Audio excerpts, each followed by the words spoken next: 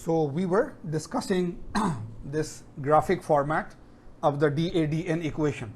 Remember, DADN is equal to capital A, then delta K raised to M, right? So it is a curve, it is a nonlinear equation, it is a power law equation, and at any given value of stress, if you draw that, you see you are applying this stress and this fatigue testing is going on and so forth, then as you increase the number of cycles, the crack starts to grow. So at any point we can find the slope. This slope is the DADN, remember, right?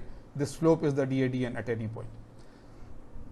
If we are testing the same thing, same material, everything same, at a higher stress, then the DADN, the crack growth rate, will be higher. So therefore this curve is higher.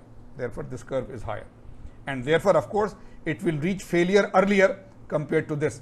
This one goes to this much number of cycles. This one goes to failure here, right? So this is how it is. Thin plate test sample with edge crack, right? V notch under cyclic stress, the plot of crack length versus stress cycles. So in the equation, the DADN equation, there was a power small m that we want to find out, and there was a capital A that we want to find out.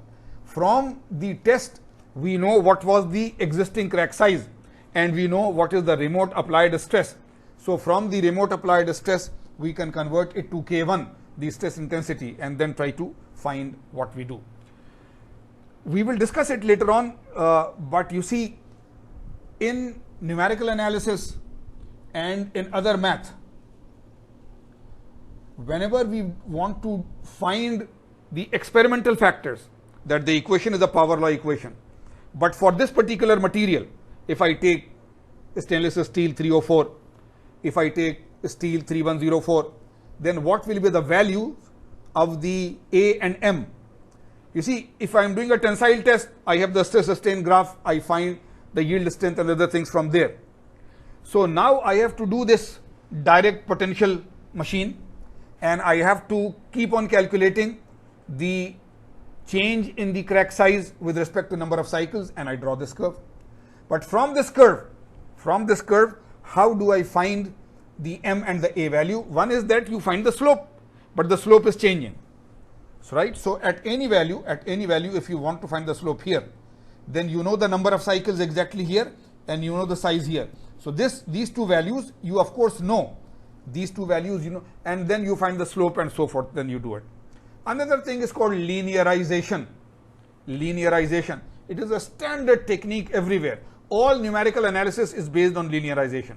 That there is a graph which is a curve, but we take such a small portion of the graph at a time which is just that delta x, a very small portion, which is almost a straight line, and we apply linear theory, a straight line theory, and then we add hundreds and thousands of these small linear things where the angle of the small line segment is changing, and we get the curve, right? So linearization is a technique. Okay. So fatigue crack growth versus delta K. Okay. Now the relation is power law, but if I take log on both the sides, remember what was the equation? DADN is equal to capital A delta K raised to M. If I take log on both sides, or ln, right? Ln is log to the base E. So if I take ln or log on both sides, right? So what happens? We have log of DADN on this side, and we take log of this. Now it is this multiplied by this. So it will become log A, right? And the power will come down, right? So the log A will separate because it is A into delta K raised to M. So log A plus log of delta K raised to M, and log of delta K raised to M is M log delta K. So log DADN becomes M log delta K plus log A. Now log is just a number, so this is one variable, this is another variable. So it is like y is equal to mx plus c. It is a linear equation now. This is y, this is m, this is x, and this is c. This is constant, of course. This is a is a number, so log of a is a constant number. But k is changing. So this is x, and DADN is, so DADN is like your y. So you see y is equal to mx plus c. So if you now plot log of DADN against log of delta K. Earlier, you were plotting DADN against K, so you were getting that curve, power law curve. But now you see, you have those values. You have, right, DADN from the machine, and you have delta K, and it is changing. So you have those tables, DADN and K. Now take log of this, make it another table column in Excel, and log of delta K another. So now if you plot, the plot will become a straight line. So now plot of log DADN versus log delta K will become a straight line with slope m. So directly if you find the slope of that straight line, just like you find the slope of the straight line region in the elastic region and find Young's modulus. So this slope can be found.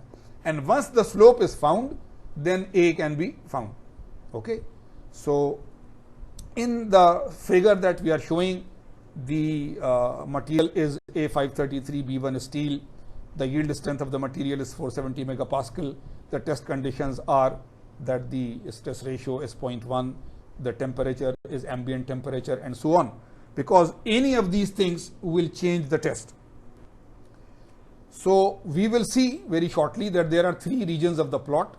Region 1 is a very slow crack growth rate, like the crack initiation that we told you. Region 2 is a straight line region, which is the power law crack growth, the stable region. And region 3 is a rapid unstable crack growth ending in failure.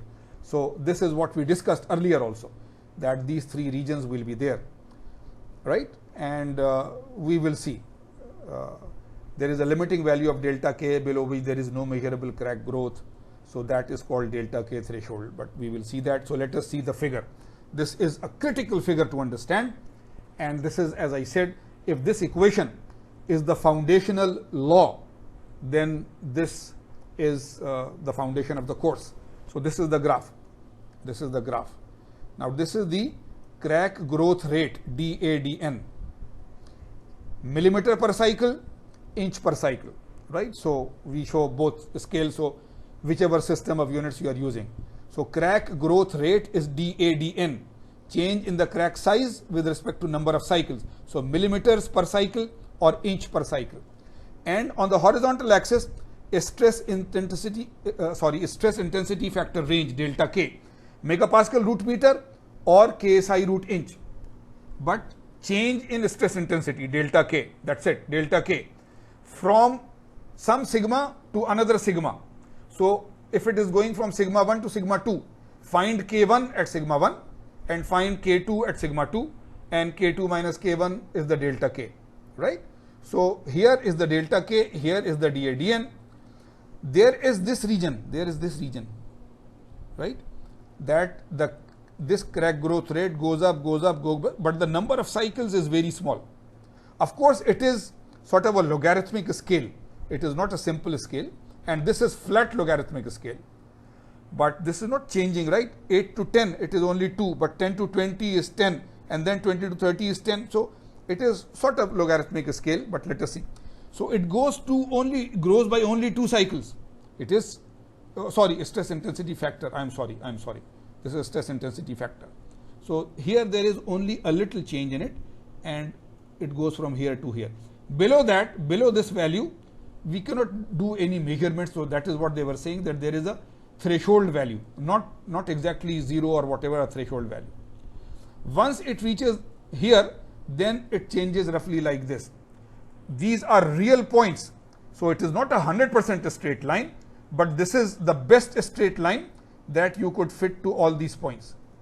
And once it reaches this region, then suddenly it will fail.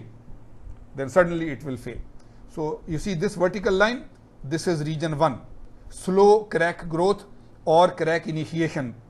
This is region 2, between this line to this line is region 2. This is the power law behavior. The DADN is equal to A delta K raised to M or C delta K raised to N. This graph is from another equation. So in our book, they called this capital A and they call this small m. Here they are calling it capital C and small n, but it is the same equation.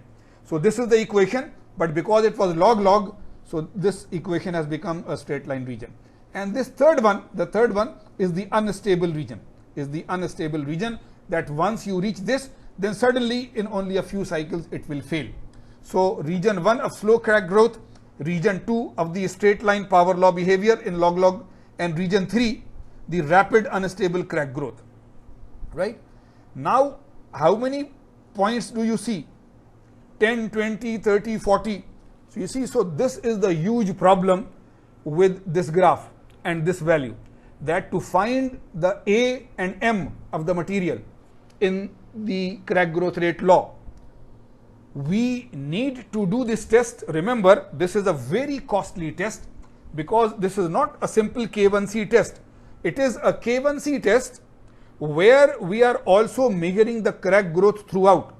So the whole setup for a K1C test setup is already tough, that you have a notched compact specimen and you have a fatigue testing machine where you know the number of cycles. So that is already a very tough thing. We do not have a K1C measurement system in the College of Engineering.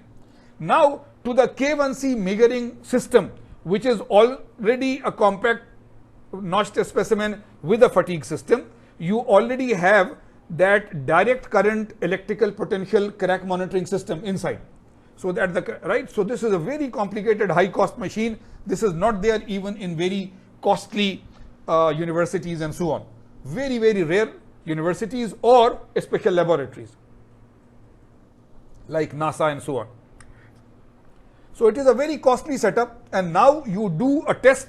So there is a very specific geometry and there is a very specific material, and you have to make a lot of these samples so that the material property and the geometry is exactly the same. And doing one test is very costly, but every point on this diagram is one test. Every point is one test, remember. So this is very costly, and remember, we do not put a point unless we have repeated it 2 or 3 times and we get the same result. So each point is 2 or 3 of these very costly tests. So doing it 50, 60 times is a very, very costly affair. If we do not do that, then this straight line region cannot be there. If the straight line region is not there, we cannot measure the slope small m and therefore the value capital A.